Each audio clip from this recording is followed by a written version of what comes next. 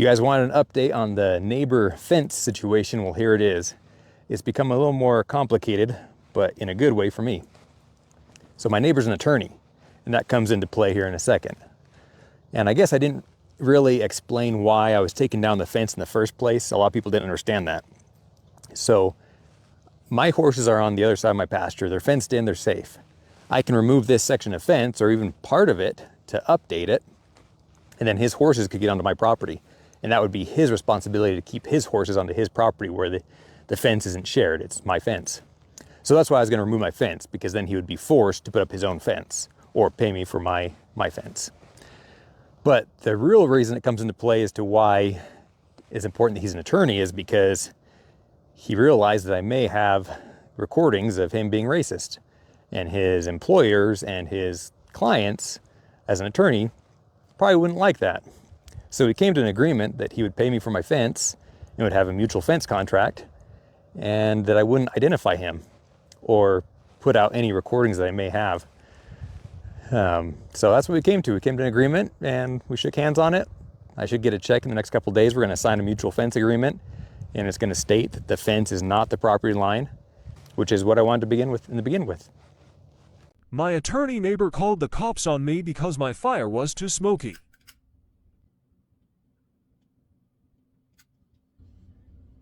My neighbor that's an attorney says my fireplace, or the smoke from my fireplace, is a public nuisance. I think he's a public nuisance. 90% of the time, the wind that we get in our area blows a certain direction. And it just so happens to blow the smoke from my fireplace out into an empty field, and it doesn't bother anybody. However, the last couple of days, we've had a weird weather system move through, and it just happens to be blowing directly towards my neighbor that's an attorney.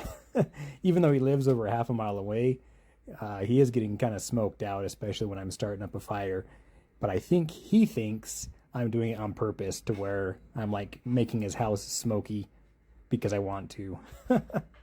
I don't have any control over the weather, and I can't determine where the wind blows. But he did call the cops on me. The cop came out, looked at my fireplace, saw that it was just normal, working like normal. I wasn't doing anything obnoxious or on purpose. And he just said, "Oh, sorry that he's bothering you. We won't have to come out and talk to you again about this." And the cop said he just wanted to make sure that I wasn't doing anything above and beyond normal to actually bother him. He must have gave a sob story to the cop or something. Did my racist neighbor try to poison me at dinner? I haven't posted for a couple days because I've been feeling under the weather.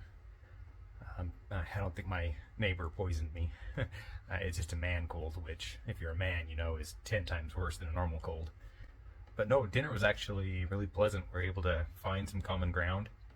And my neighbor thought that for some reason I was picking on him, and he didn't know why, so he was being really defensive. And after talking to him at dinner, it was a very pleasant dinner. He wasn't ornery or mean. He just said he didn't know me. I've just come to his house a couple times asking for money, basically, and he didn't like that, of course, but he didn't understand the reason why. And since this whole fiasco with the fence started, he now realizes that he is responsible for half the fence, and he says he's going to throw out the agreement he wrote, that he was just wasting my time, and he admitted that he was just wasting my time burying me in paperwork. And so we came to agreement to sign a really simple shared fence deal, and he'd pay for the fence I already have up.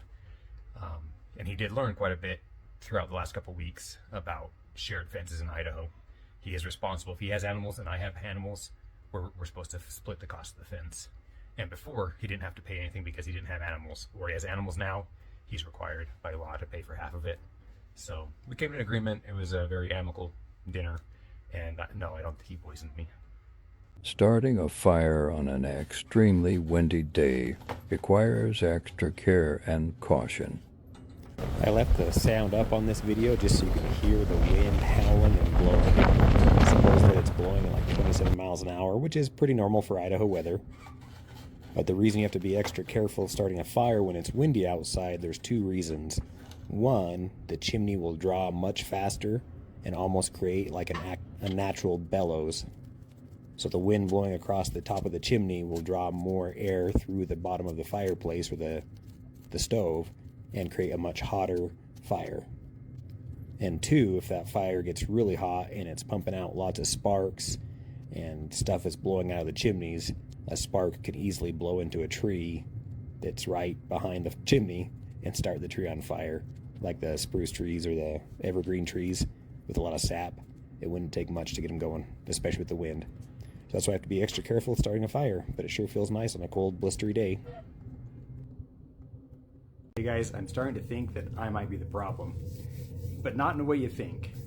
Let me tell you a story and tell you why I think that. So I'm the type of person that if you have me over and say make yourself at home, you got a new roommate. I'm gonna eat your food. If you have any good drinks in the fridge, fair game. I might even pee on your toilet seat.